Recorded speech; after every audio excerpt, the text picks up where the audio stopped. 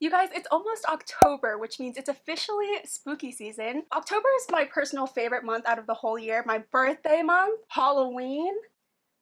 I guess that's kind of it. But it's also one of my favorite reading months because I save all of my spooky type of reads for October. I think in October I normally try to read mystery thrillers, but I've been in a little mystery thriller slump. So I tried to pick the mystery thrillers that I know I'm going to like, and then I also picked some books that I've been saving throughout the whole year, specifically for October. We're excited, so we're just gonna go ahead and jump right into the video. We're gonna be going over all the books we plan to read in October. The first one I have is How to Sell a Haunted House by Grady Hendrix. I've never read a Grady Hendrix book, but I've been wanting to get into horror books, and I know this author is known for that, so I really want to start with this one. It says, when Louise finds out that her parents have died, she dreads going home. She doesn't want to leave her daughter with her ex and fly to Charleston. She doesn't want to deal with her family home stuffed to the rafters with the remnants of her father's academic career and her mother's lifelong obsession with puppets and dolls. Ooh.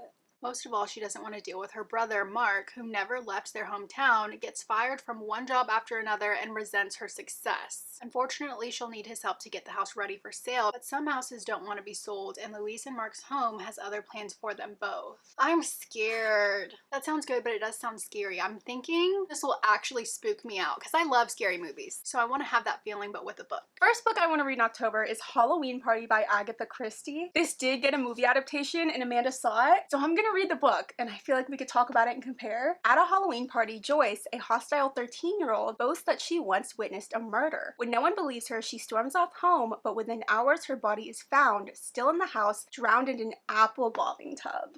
Ooh! That night, Hurkul is called to find the evil presence, but first he must establish whether he's looking for a murderer or a double murderer. This sounds good. I did enjoy And Then They Were None by Agatha Christie, so I'm hoping I enjoy this one as well. And I feel like it has to be read in October because it's called Halloween Party. Like, that fits perfect. Another one I want to read in October is The Witches of Moonshine Manor by Bianca Arias. The top says, why were we taught to fear witches and not the men who burned them? Oh! 5 witches gather as an angry mob threatens to demolish Moonshine Manor. All eyes turn to the witches in charge. The witches are determined to save their home and themselves, but their aging powers are no match for the increasingly malicious threats. Thankfully, they get a bit of help from a feisty TikToker easy to smash the patriarchy. I don't know. I don't really love when like modern things like that are in books. Like, I don't want to read about TikTok in a book. One of the blurbs says, an engaging, hilarious, and utterly charming take on the modern witch story. I loved every page. We'll see how I like this. I normally tend to like books that are like witches and somewhat cozy and funny. It just seems like the perfect book to read in October, so we'll see. Hopefully I love it. The next book I have is They Wish They Were Us by Jessica Goodman. I'm ready to read this book. I read The Counselors by this author and I really enjoyed it, so I have high hopes for this one. I remember the only reason I didn't read this one a couple months ago was because it has that same plot of like 2 best friends, one of them dies and the other one's determined to figure out what happened. I was reading a lot of those this year, so I wanted to take a break, but I feel like this author can do it really well, and I know the movie adaptation's coming out, so I do want to get this read beforehand. You guys know how much I love YA mystery thrillers though, so I'm excited for this one. Okay, another one I have is The Teacher by Frida McFadden. The last Frida McFadden book I read was The Coworker, and I didn't really love that one, but I've seen a lot of good things about this one. Addie can't be trusted. She lies, she hurts people, she destroys lives, at least that's what everyone says, but nobody knows the real Addie. Nobody knows the secrets that could destroy her if people at the school found out. And when Eve discovers the shocking truth, Addie will do anything to keep her quiet. It kind of sounds like The Coworker. I hope it's not going to be like The Coworker though. It's a lesson she'll never forget.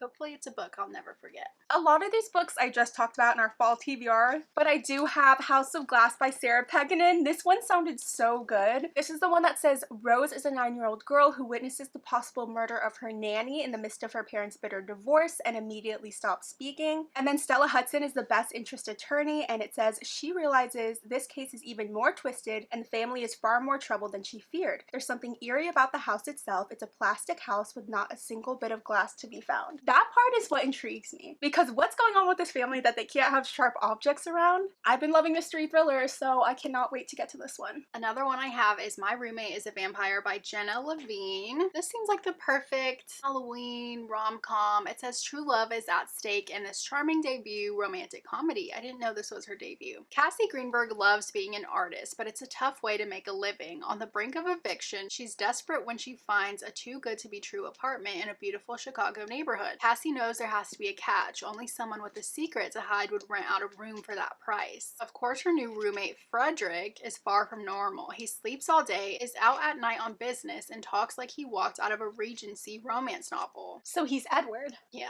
basically. But when Cassie finds bags of blood in the fridge that definitely weren't there earlier, Frederick has to come clean. That sounds cute. I think I've heard people say there's a lot of Taylor Swift references in here as well. This sounds like the perfect book to break up some of these mystery thrillers in the month of October for me. The next book I have is Bound by Honor by Cora Riley. This is going to be the first book I've read by this author. I've heard mixed things about this series, so I'm ready to read it and find out how I feel about it. This is a modern mafia fairy tale, it says. This does sound like the classic mafia type romance. There's an arranged marriage. It says her name's Aria. This takes place in Chicago, and she is a mafia princess known for her beauty. She's forced to marry Luca to bring peace between two mafia dynasties. Aria is terrified of marrying this monster. Her only chance to survive in a marriage with Luca is to gain his affection and work her way into his heart, even when a rumor has it that Luca doesn't have a heart to begin with. Like, okay, alright, we'll see how it goes. I don't have the best track record with mafia romances. I liked the Dark Verse series. That was the first mafia dark romance that I've actually enjoyed. So we'll see how I feel about this one. I know there's a whole series though. Another mystery thriller I have is All Good People Here by Ashley Flowers. I know this girlie has a really popular podcast. She hosts Crime Junkie. That's like one of the biggest crime podcasts. And she finally made her own book a while ago. So I've been saving this book for October. It says, what are your neighbors capable of when they think no one is watching? Everyone from Wakarusa, Indiana remembers the infamous case of January Jacobs, who was discovered in a ditch hours after her family awoke to find her gone. Margot Davies was 6 at the time, the same age as January, and they were next door neighbors. In the 20 years since Margot has grown up, moved away, and become a big city journalist, but she's always been haunted by the feeling that it could have been her. And the worst part is, January's killer has never been brought to justice. It sounds good, and I'm excited to read a book from this author. I have been waiting for this month to read Bride by Ellie Hazelwood. I know this book was super popular when it came out, and it's kind of died down a little bit, but I've been saving it, so I can't wait to read it. A vampire bride and an alpha werewolf form a dangerous alliance in this enthralling new paranormal romance. Sold! I cannot wait.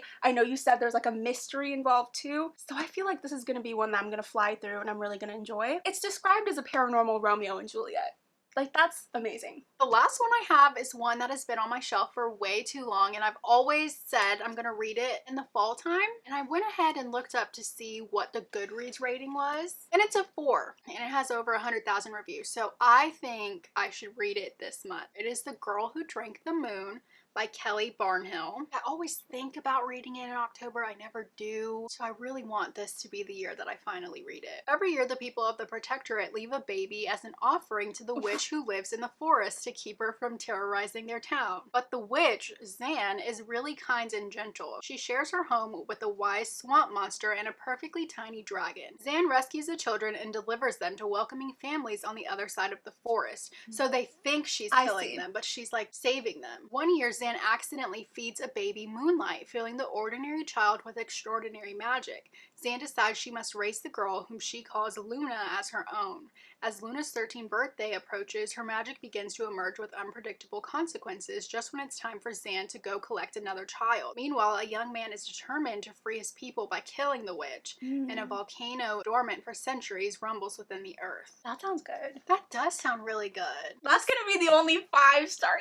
I need a 5-star. I've been giving everything 3, but this sounds like there's gonna be so much going on that you'll never really get bored, and that's exactly what I need. So I really hope this is gonna be one of those reads where I've just been putting it off forever, and this whole time there was a 5-star sitting on my shelf. The last 2 I have are actually carryovers from September because I did not get the chance to read them last month, but I really want to, and that is my blind book, which was Dark and Shallow Lies. This one takes place in New Orleans. It's gonna be super spooky and atmospheric, and this is one I just know will be perfect for this month. And also Dreadful by Caitlin Rozakis. This is the one where the villain wakes up, has no memory of anything and has to figure out kind of what his plan was. This one just sounds really humorous and fun, so I wanted to make sure I read this one during spooky season as well. Now we're gonna do our blind book. Y'all know we do this every single month. There's only 3 left, which is crazy, but we're gonna go ahead and pick for each other.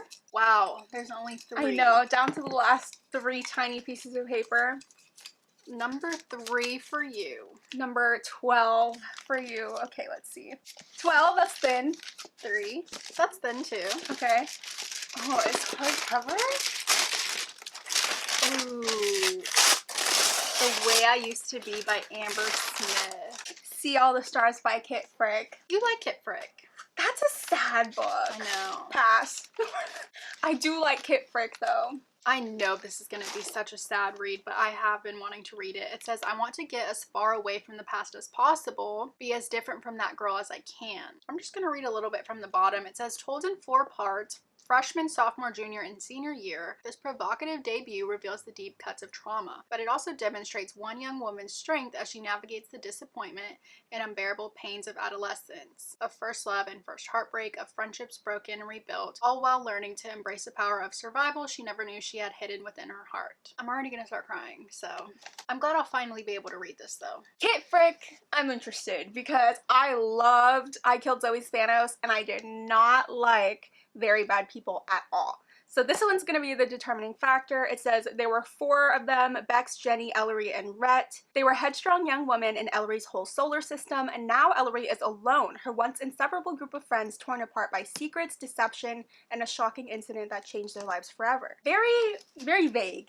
Very mysterious. I don't know what this incident is that caused her to have no friends, but I guess we're gonna see. I'm really hoping I like it because I really loved I Killed Zoe Spanos. So those are some of the books we plan to read this October. I'm sure there's gonna be more for myself. I just keep finding books that I want to read. Reminder, as always, to join our Literal Besties book club if you haven't already. We are currently voting on what book we're gonna read in October, so that link will be in the description. Let us know if you've read any of these books and your thoughts on them, and then also let us know what you plan to read in October. That's pretty much it for today's video, but thank you guys so much for watching. Make sure to like and subscribe if you haven't already, and we will see you guys next time. Is it matching? Kinda? I guess. Not really. Amanda did see this movie adaptation, and wait, did you like it? It was okay. Never mind then. Didn't I get this book too?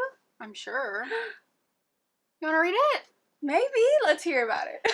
Okay. They were headstrong young women in Ellery's whole solar system.